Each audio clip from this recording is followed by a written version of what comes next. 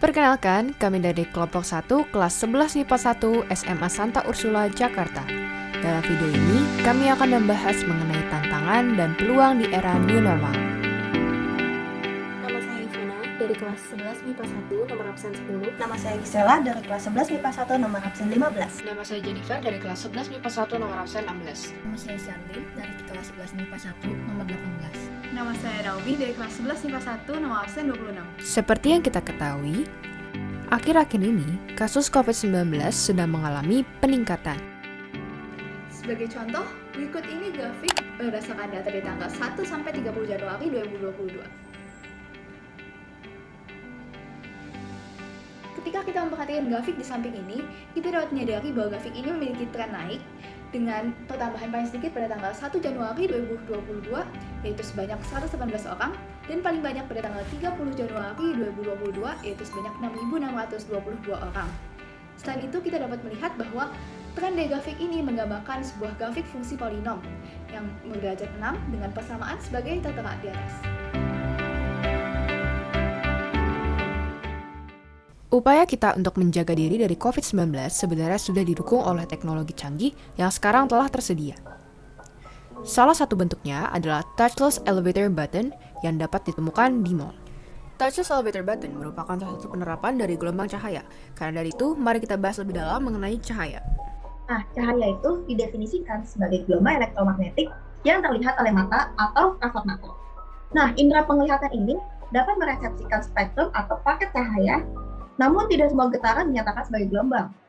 Cahaya termasuk dalam gelombang elektromagnetik dengan alasan bahwa gelombang cahaya bergetar tanpa medan medium. Contohnya seperti cahaya matahari yang merambat langsung ke bumi tanpa medium apapun seperti udara alias ruang hampa. Akan tetapi perlu dipahami bahwa arti cahaya merambat adalah energinya, bukan materinya. Sekarang kita akan masuk ke sifat-sifat dari cahaya. Yang pertama adalah merambat lurus. Dengan kata lain, cahaya hanya akan dapat terganggu atau pembiasannya jika terjadi faktor eksternal seperti perubahan dari sumber cahayanya sendiri.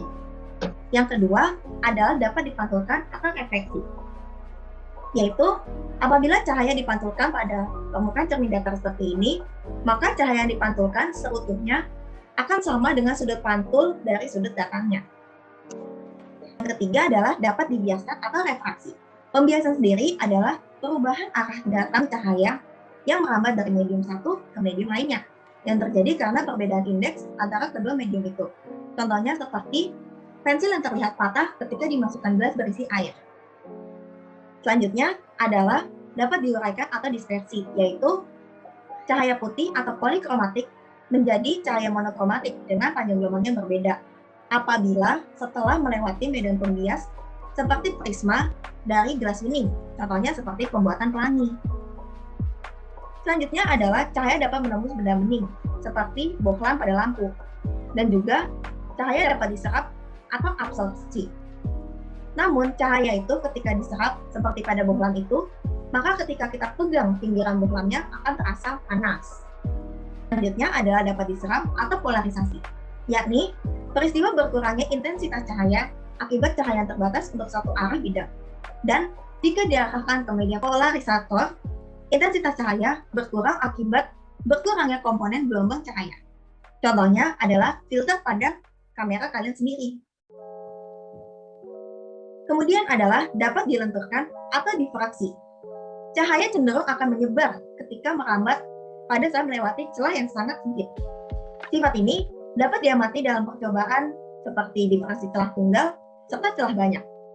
Kemudian yang terakhir adalah dapat dipadukan atau interferensi. Interferensi sendiri adalah interaksi atau penjumlahan dari dua gelombang cahaya atau lebih yang bergabung dan membentuk gelombang cahaya yang baru. Hal ini dapat dipenuhi apabila semua sumber cahaya itu koheren, yakni memiliki fase yang tetap dan frekuensi yang sama. Sumber cahaya juga harus monokromatis dan hanya punya panjang gelombang yang tunggal. Salah satu interferensi cahaya adalah ketika celah ganda yang memiliki dua sifat bertolak belakang, yaitu saling membangun atau konstruktif dan saling merusak atau destruktif. Akibatnya, interferensi cahaya memiliki dua pola, yaitu terang dan gelap.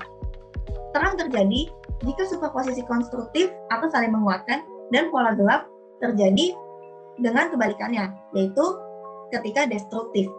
Touchless elevator button ini merupakan salah satu pengaplikasian gelombang cahaya secara kompleks, di mana bagian yang merupakan aplikasi gelombang cahaya adalah komponen utamanya, yaitu sinar infrared yang merupakan contoh gelombang elektromagnetik.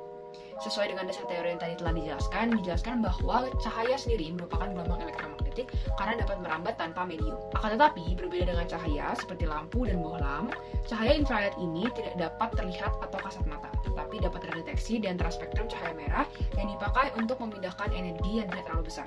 Teknologi ini mengutamakan sensor yang menangkap sinyal gerakan tubuh, suara, dan pola wajah manusia, didukung oleh algoritma yang telah ditetapkan oleh sistem komputer yang menerima sinyal tersebut.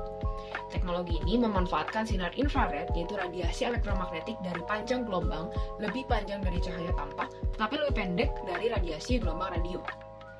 Medan gelombang akan terganggu ketika ada objek yang menembus lapisannya, sehingga switch button akan mendeteksi gerakan tubuh dan memicu untuk otomatis menyalakan sistem seperti tombol on dan off.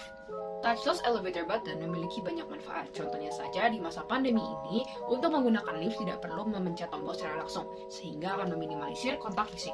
Selain itu, ini pun akan memudahkan bagi pengguna lift yang memiliki banyak barang di tangannya, sehingga mereka tidak akan kesulitan untuk memencet tombol lift. Touchless elevator button ini akan meminimalisir kontak fisik, sehingga akan ada dampak bagi kesehatan, di mana ini akan mengurangi penyebaran virus yang terjadi melalui tombol lift dari sentuhan jari pengguna sebelumnya ke pengguna selanjutnya.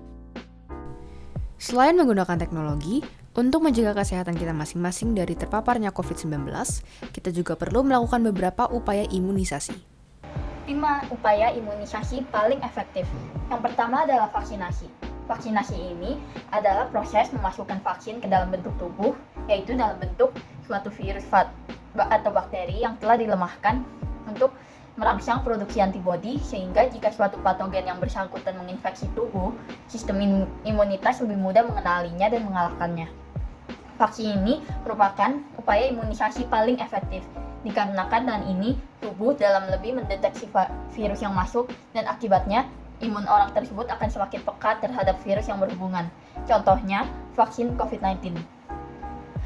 Vaksin ini sendiri bekerja 30% sampai 40% efektif untuk mencegah penyakit, dan 70% efektif untuk mencegah penyakit parah.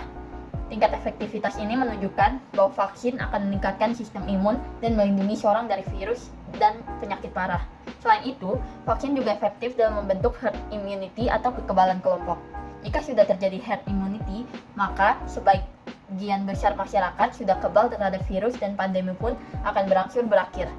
Langkah kedua dalam mengupayakan imunitas adalah menjaga kebersihan. Salah satunya dengan cara mencuci tangan dan melindungi diri sendiri terhadap penularan kuman penyebab penyakit. Rajin mencuci tangan dengan menggunakan sabun secara rutin akan menghindari diri kita dari virus dan kuman yang dapat menyebabkan penyakit, sehingga akan mengoptimalkan upaya untuk menjaga diri dan meningkatkan daya tahan tubuh. Setelah mencuci tangan, menjaga kebersihan diri juga dapat membawa manfaat besar dalam meningkatkan kekebalan tubuh.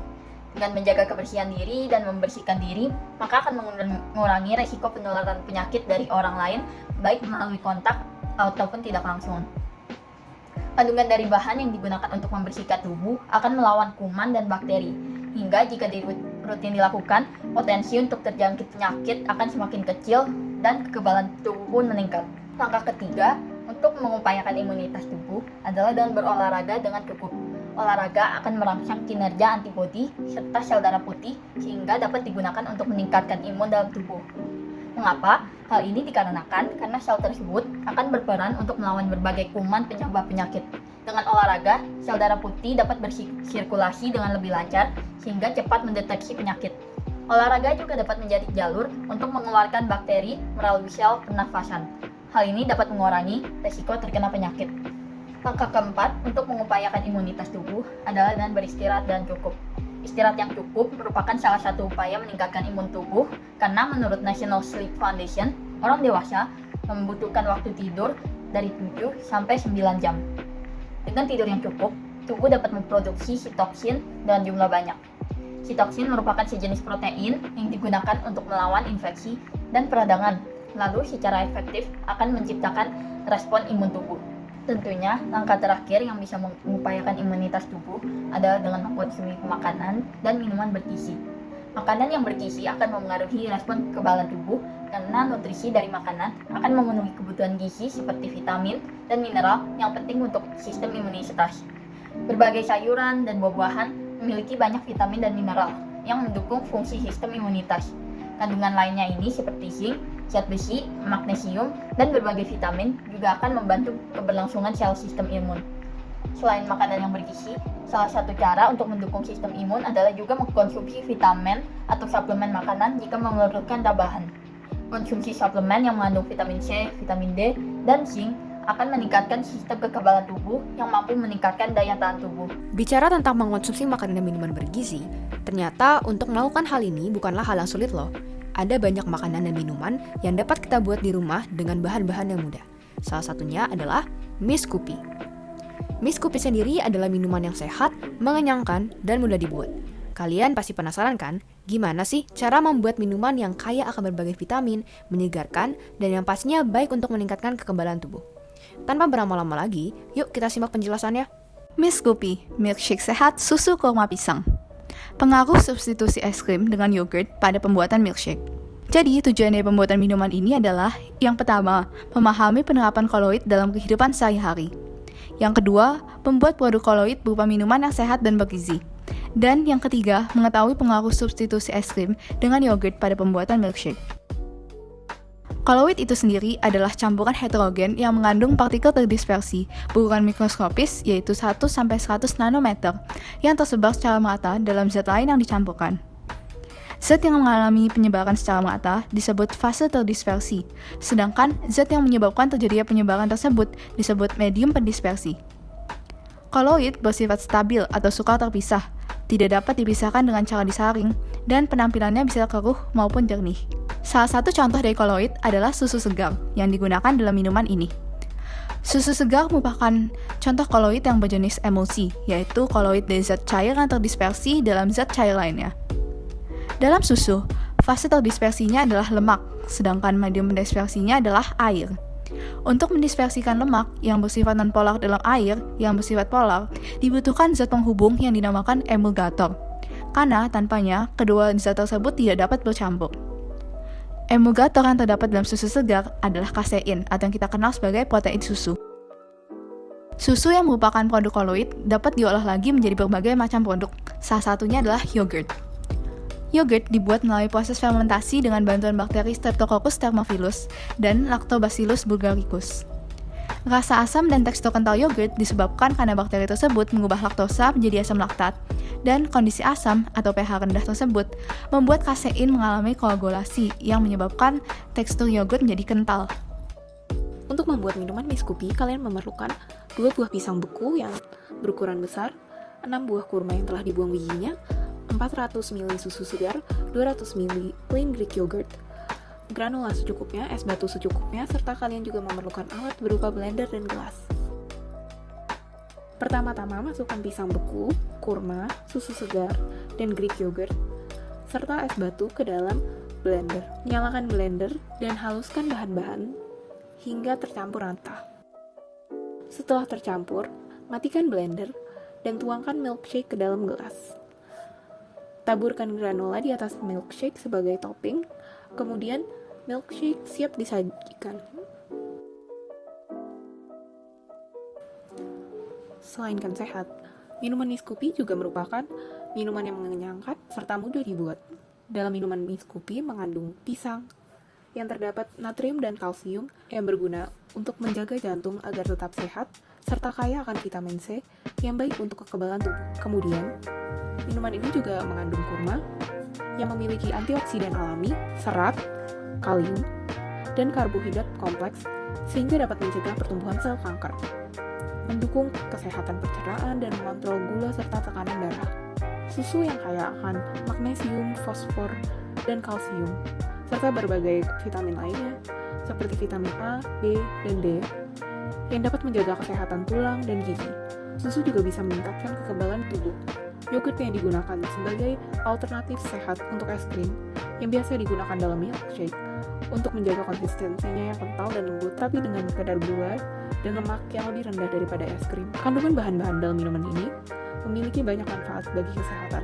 Salah satunya mampu untuk meningkatkan kekebalan tubuh sehingga cocok untuk dikonsumsi terutama di masa new normal ini. Dalam resep ini, kami mensubstitusi es krim dengan yogurt yang biasa digunakan dalam milkshake pada umumnya. Yogurt memberikan tekstur yang kental mirip dengan es krim, tetapi yogurt lebih sehat daripada es krim. Kandungan gula dalam yogurt untuk yang tanpa rasa terdapat 3,2 gram gula per 100 gram yogurt. Angka tersebut merupakan jauh lebih rendah daripada kandungan gula yang dalam es krim. Untuk rasa vanila terdapat 21 gram gula per 100 gram es krim. Selain itu, yogurt juga mengandung probiotik atau bakteri baik yang dapat memperlancar pencernaan. Dengan berkembangnya teknologi dan semakin meningkatnya pemahaman masyarakat mengenai COVID-19, kami berharap pandemi dapat mereda ditambah dengan herd immunity komunitas yang semakin terbentuk. COVID-19 dapat menjadi penyakit endemik yang bermutasi menjadi varian yang tidak mengancam keselamatan nyawa dan lebih mudah diobati sehingga aktivitas masyarakat tidak lagi terbatasi. Ada juga nilai-nilai self-YAM yang dapat kami peroleh melalui proyek ini, seperti ketangguhan, karena tentunya dalam setiap proyek akan ada kesulitan yang harus dihadapi, dan kami menghadapinya dengan tabah dan pantang menyerah serta terus berusaha. Lalu ada juga nilai totalitas, karena dalam setiap bagian dari proses, kami terus berusaha memberikan yang terbaik. Dan terakhir, karena ini adalah proyek kelompok, maka ada juga nilai persatuan, di mana kami belajar untuk bekerja sama dan berkomunikasi dengan baik. Dan bahkan kami merasa dapat lebih mengenal satu sama lain melalui proyek ini. Melalui proyek ini, kami telah memperoleh begitu banyak manfaat, karena pertama-tama dari pembuatan grafik mengenai perkembangan COVID-19 di Jakarta, maka kami menjadi lebih sadar mengenai keadaan di sekitar kami. Lalu, kami juga mempelajari mengenai teknologi penerapan gelombang cahaya selama masa new normal ini, yaitu touchless elevator button. Dari sini kami didorong untuk menjadi lebih menghargai hal-hal kecil dalam kehidupan sehari-hari. Karena touchless elevator button itu merupakan hal yang umum untuk kita temui dalam kehidupan sehari-hari. Hanya saja kita tidak memperhatikannya, padahal ini memiliki dampak yang begitu besar. Lalu kami juga mempelajari mengenai upaya meningkatkan imunitas yang efektif, sehingga kami dapat menjaga diri dari terpapar COVID-19. Dan yang terakhir, kami juga mempelajari mengenai koloid dan bahkan bagaimana membuat produk koloid berupa minuman yang sehat dan pada saat yang sama lezat. Lalu karena ini juga merupakan tugas kelompok, maka kami juga belajar mengenai bagaimana cara berkomunikasi dan bekerja sama dengan baik dalam suatu tim, sehingga produk yang kami hasilkan bisa maksimal.